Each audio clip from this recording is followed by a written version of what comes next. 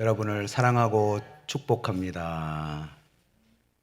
에베소 교회는 율법주의와 영지주의에 의해서 공격을 받고 있었습니다. 또 로마로부터 교회가 서서히 박해가 일어나는 그런 시점이었습니다. 그러니까 젊은 나이에 에베소 교회를 부임한 이 디모데가 얼마나 많이 두렵겠어요. 바울이 이런 상황에 있는 디모데를 격려하고 또 어떻게 어려운 상황에서 목회를 해야 하는지 가르쳐 주려고 오늘 디모데 전후서를 썼는데요. 오늘 본문에서 바울은 자신의 이야기를 간증하면서 디모데를 격려를 하고 있습니다. 그런데 오늘 바울이 간증을 어떻게 시작을 합니까? 12절을 보면은 그리스도 예수 우리 주께 내가 감사함은 이렇게 내가 감사함은 이라고 이렇게 시작을 하고 있습니다. 바울이 목회를 하면서 어려운 환경이 정말로 많았지만 그런데 모든 것이 감사한 이유밖에 없다. 감사하는 이유에 대해서 말하고 있는 거예요. 얼마나 힘든 일이 많았습니까? 또 지금 현재 디모데가 닥친 그 현실이 얼마나 어려운 현실입니까? 그런데 바울이 자기의 모든 삶을 한마디로 요약을 한다면 살아보니까 감사의 이유밖에 없더라. 여러분은 어떠십니까? 살아보니까 불평의 이유밖에 없습니까? 아니면은 감사의 이유밖에 없습니까? 오늘 이 시간 바울의 세 가지 감사의 이유를 살펴보면서 내가 감사해야 하는 그 이유에 대해서 발견하는 시간이 되시기를 바랍니다.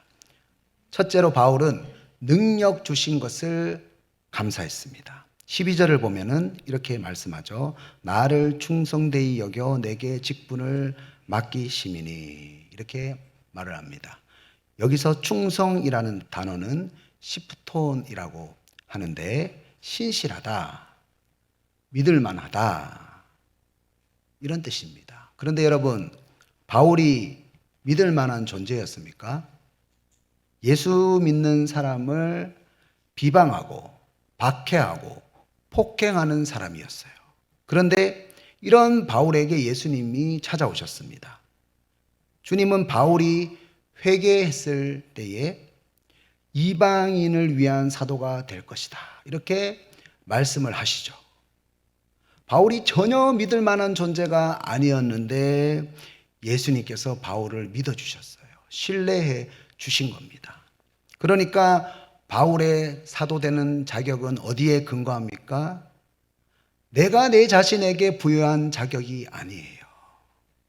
또 다른 사람이 바울에게 부여한 자격이 아니에요. 주님이 나를 믿어주셔서 주님이 나를 신뢰해 주셔서 주님이 나를 충성되이 여겨주셔서 부여해 주신 자격입니다.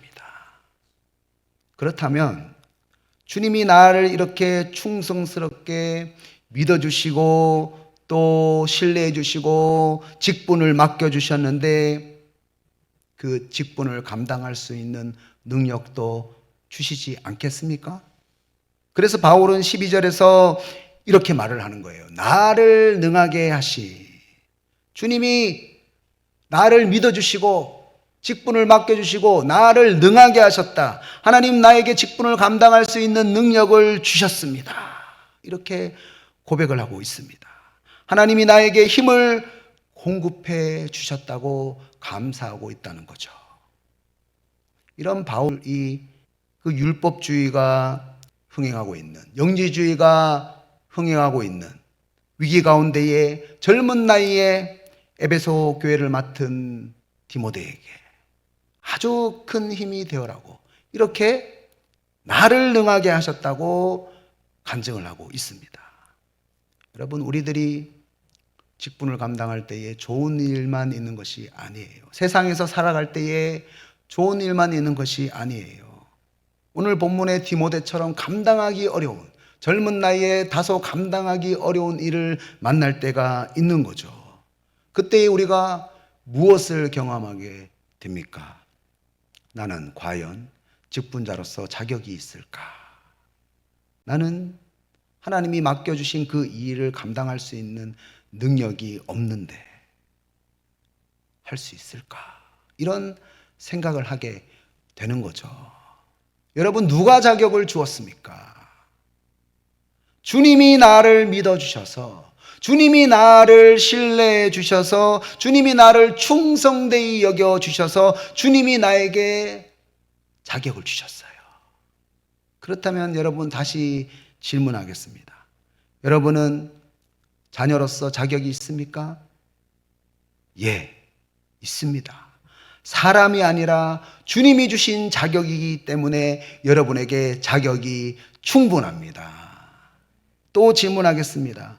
여러분은 직분자로서 능력이 있습니까? 예, 있습니다.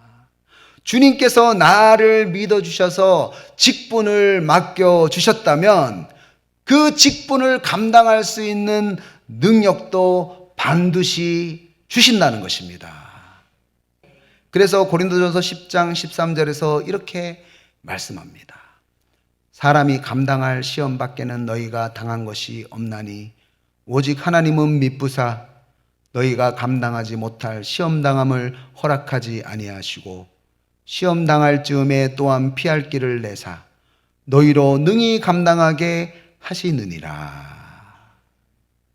너희로 능히 감당하게 한다는 거예요. 믿으십니까? 주님이 나를 믿고 나를 신뢰하고 그 직분을 맡기셨다면 반드시 그 직분을 감당할 수 있도록 능력을 주신다는 거예요. 그래서 바울은 빌립보서 4장 13절에서 이렇게 말했습니다. 내게 능력 주시는 자 안에서 내가 모든 것을 할 수 있느니라. 모든 것을 할 수 있습니다. 그런데 우리는 어떻습니까? 매트 제이콥스는 우리들의 실상에 대해서 이렇게 이야기를 했습니다. 우리들은 문제를 너무 크게 믿고 하나님의 능력은 너무 적게 믿습니다. 그렇죠. 우리 하나님은 능력의 하나님이십니다. 우리 하나님은 전지전능하신 하나님이십니다. 그런데 우리들은 우리의 삶에서 문제들은 너무 크게 보고 하나님의 능력은 너무 적게 믿으면서 살아간다는 거죠.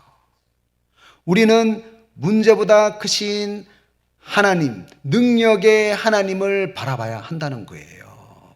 그래서 마틴 루터도 이렇게 말했습니다. 우리는 무능하지만 하나님은 전능하십니다. 내가 아무것도 할 수 없기 때문에 주님으로 인해 무엇이든 할 수 있게 됩니다. 브루스 쿡 목사님의 간증인데요. 한적한 시골을 지나던 도중에 꽁꽁 얼어있는 그 호수를 봤어요. 그래서 호기심이 생긴 그 친구가 그 호수 위를 올라갔습니다. 그런데 그 목사님은 무서워서 두려워서 그 호수 위에 올라가지 못했어요. 그런데 저 멀리서 대형 트랙터 한 대가 얼어있는 호수를 횡단하는 거예요. 미국 서부의 추위는 호수가 정말로 꽁꽁 얼기 때문에 트랙터나 트럭이 지나가도 아무런 문제가 없다고 합니다.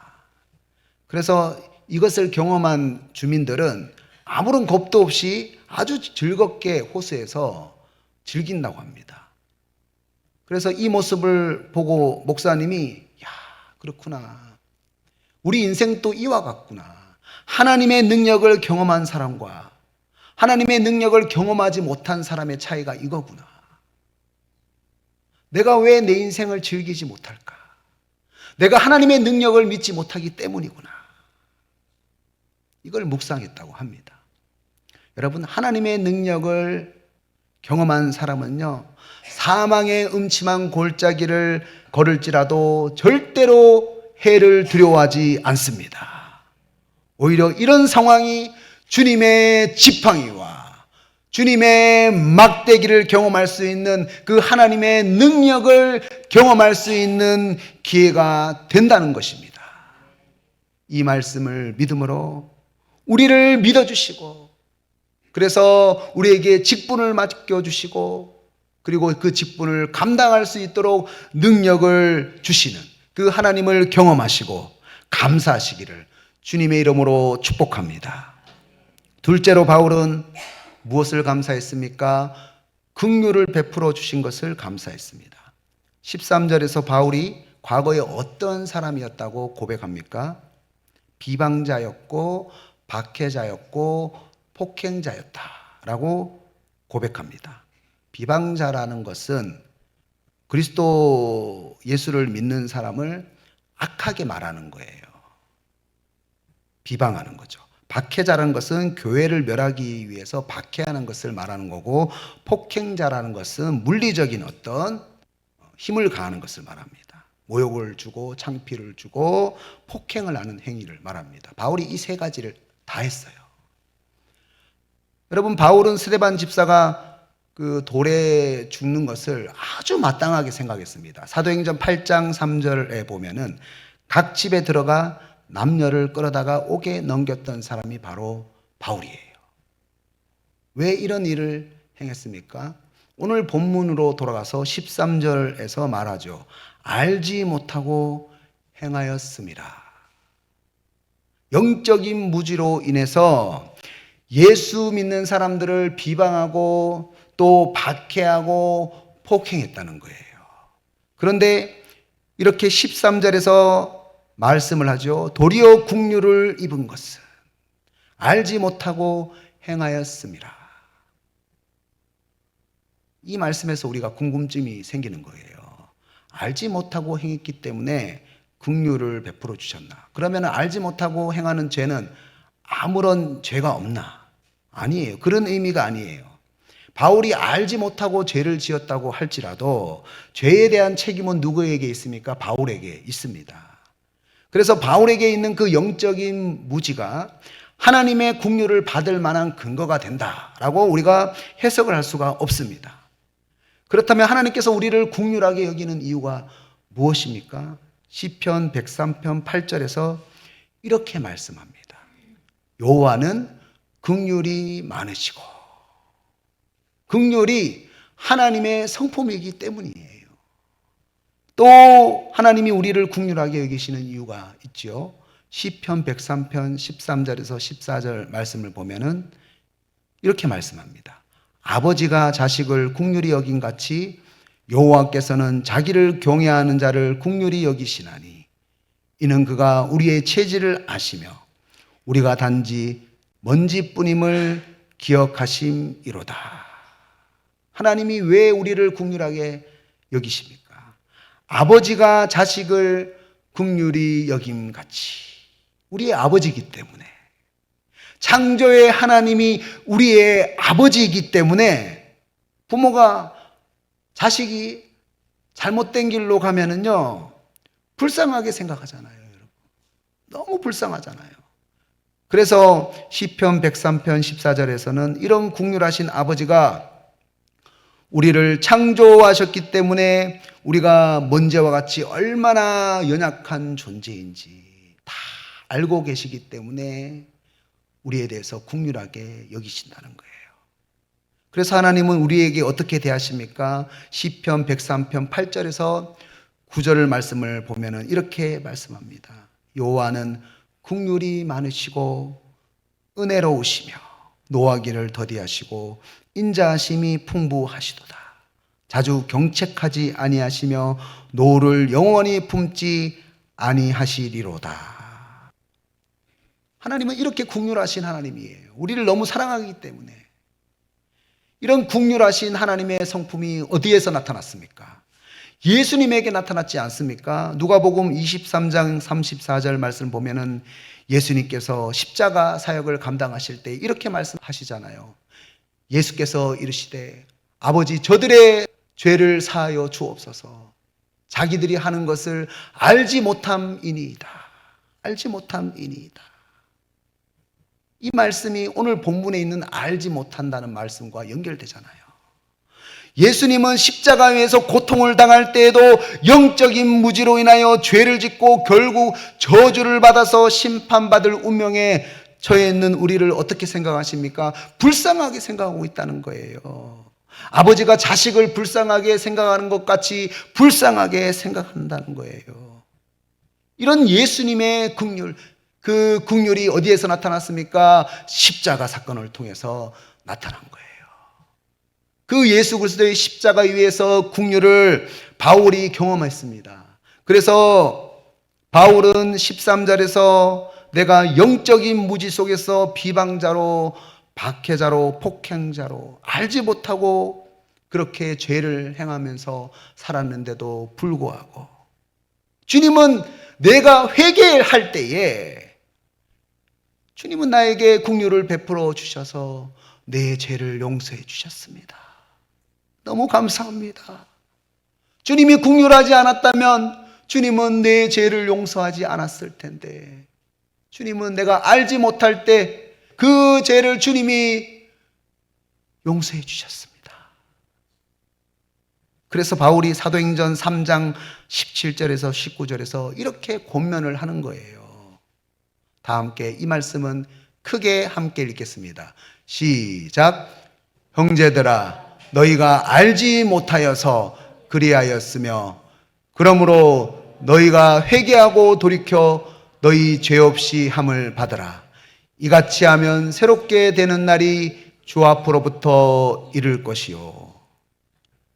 그러니까 이 말씀은요, 바울은 비방자, 박해자, 폭행자였던 자기 자신도 예수님이 회개할 때에 긍휼히 여겨 주셨는데, 마찬가지로 영적인 무지로 있는 우리들도 큰 죄를 지었지만 진심으로 하나님 앞에 회개하면서 나아가면은 하나님은 우리를 긍휼히 여기시고 우리를 용서하시고 우리를 어떻게 만들어 주신다고요? 이같이 하면 새롭게 되는 날이 우리에게 이른다는 거예요. 하나님은 우리의 죄를 고백하면 우리를 용서하시고 우리를 새로운 사람으로 만들어 주십니다. 그런데 사람들은 어떤 사건이 일어났을 때에 자기 자신을 바라보지 못해요. 억울하다고만 생각을 한다는 거예요. 우리가 하나님 앞에 알고 지은 죄, 모르고 지은 죄 있습니까?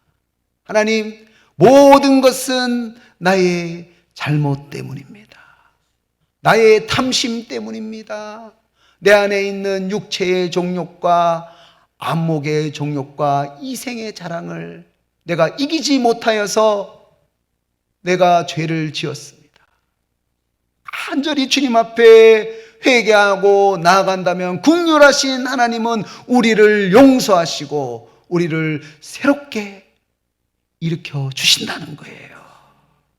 오늘 이렇게 우리를 긍휼히 여기시고 용서하시고 우리를 새 사람 만들기를 원하시는 그 하나님의 놀라우신 사랑을 경험했으면 좋겠어요. 오늘 긍휼하신 하나님, 그 하나님을 경험하시고 감사하시는 저와 여러분 되시기를 주님의 이름으로 축복합니다. 셋째로 바울은 은혜를 넘치게 하신 것을 감사했습니다. 그 은혜는 받을 자격이 없는 사람에게 베풀어지는 호의, 그것을 은혜라고 합니다. 그런데 14절을 보면은 이렇게 말씀합니다. 우리 주의 은혜가 넘치도록 풍성하였도다. 그러니까 은혜가 넘치도록 풍성했다라는 것은 도저히 계산할 수 없다. 도저히 그 은혜는 측량할 수가 없는 은혜다. 그런 의미입니다. 여러분, 이런 측량할 수 없는 넘치는 그 은혜가 여러분 어디에 영향을 줍니까? 다 함께 14절 말씀을 다시 한번 보겠습니다.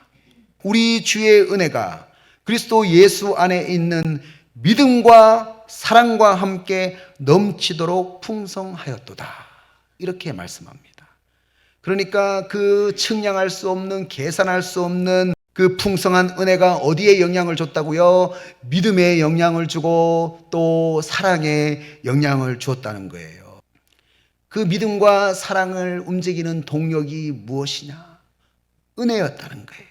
바울이 전에는 비방자, 박해자, 폭행자였지만 주님의 풍성하신 은혜로 인해서 바울이 어떤 사람이 되었습니까?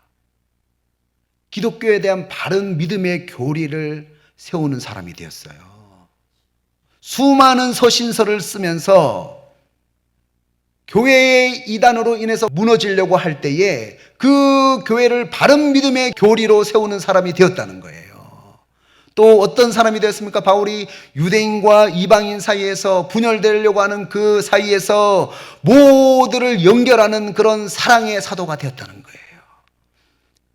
그런데 이 모든 일을 할 수 있었던 동력은 무엇입니까? 바로 풍성한 은혜가 부어질 때에 믿음과 사랑에 불을 붙이는 동력이 되었어요.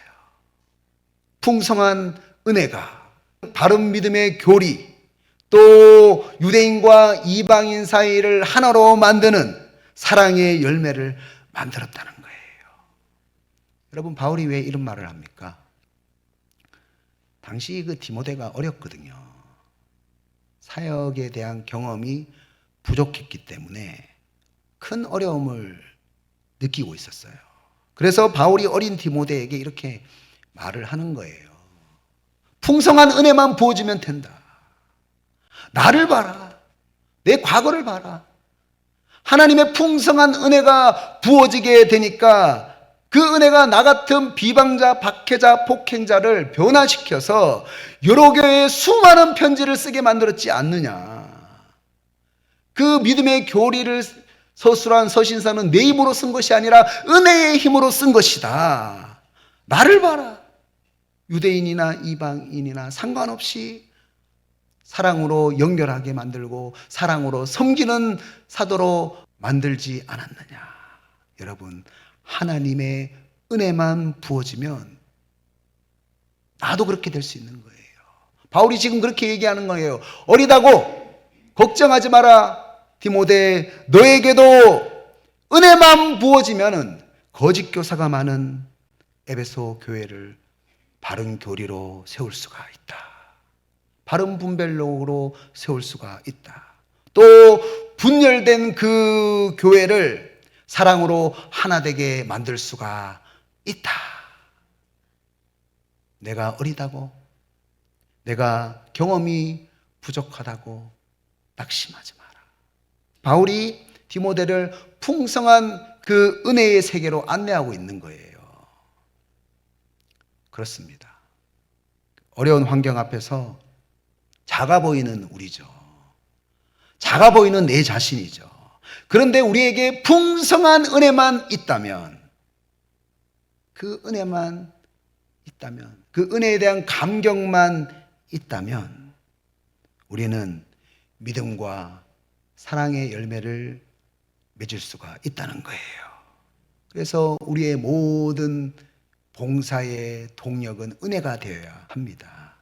여러분, 은혜가 없이 봉사를 하면은요, 흔들리게 되는 거예요. 히브리서 12장 28절을 보면 이렇게 말씀합니다. 그러므로 우리가 흔들리지 않는 나라를 받았은즉 은혜를 받자. 이로 말미암아 경건함과 두려움으로 하나님을 기쁘시게 섬길지니. 아멘. 흔들리지 않는 나라를 받았은즉 은혜를 받자. 은혜를 받자. 왜 흔들립니까, 여러분? 우리가 하나님을 섬기면서 흔들리는 이유가 무엇입니까? 은혜를 받자. 은혜가 없기 때문에 흔들리는 거예요. 우리가 하나님을 섬기면서 기쁨을 잃어버리는 이유가 무엇입니까? 은혜를 잃어버리기 때문이에요. 우리가 하나님을 섬기면서 자꾸 내 자신을 주장하는 이유가 무엇입니까?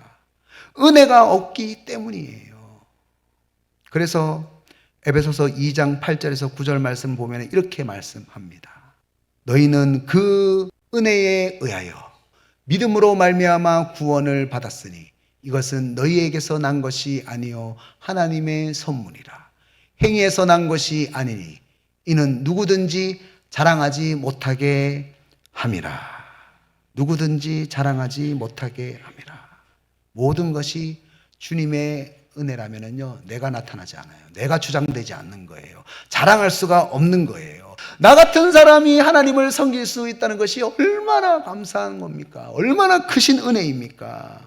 그래서 우리가 할 수 있는 것은 하나님의 은혜에 대한 감사밖에 없어요. 우리가 천국에 가면은 하나님 앞에 은혜, 은혜, 은혜, 감사, 감사, 감사. 찬양하는 거예요. 그러면 이 땅에서도 마찬가지로 우리가 할 수 있는 것은 무엇입니까? 하나님의 그 크신 은혜에 대해서 감사합니다. 저는 담임 목사로 이 자리에 서 있는 것이 얼마나 큰 은혜인지 몰라요. 정말. 정말 놀라운 은혜예요. 여러분, 우리가 이렇게 은혜에 대해서 감사할 때에 우리 마음 가운데에 기쁨이 생길 수가 있다는 것입니다. 이 말씀을 믿음으로 우리에게 은혜를 주시고 바른 믿음과 사랑의 열매를 주시는 하나님을 경험하시고 감사하시기를 주님의 이름으로 축복합니다. 이제 말씀을 적용하겠습니다. 하늘을 높이 나는 독수리의 시력이 정말로 좋다고 합니다. 저는 독수리의 시력이 그렇게 좋은지 몰랐어요. 그런데 우리가 영적으로 좀 더 높이 날기 위해서는 마찬가지로 영적인 시력이 좋아야 돼요. 우리가 영적인 시력이 좋지 않기 때문에 감사를 잃어버립니다. 감사는 영적인 세계를 바라보는 시력에서 생기는 거예요. 바울이 구원을 받고 수많은 교회를 세우고 수많은 제자들을 양육하면서 왜 어려움이 없었겠어요? 그런데 지금 마찬가지로 어려움을 당한 디모데에게 조언을 하는데, 목회적 조언을 하는데 무엇을 얘기하고 있습니까? 감사를 이야기하고 있어요. 사역을 되돌아보니까 감사밖에 없더라.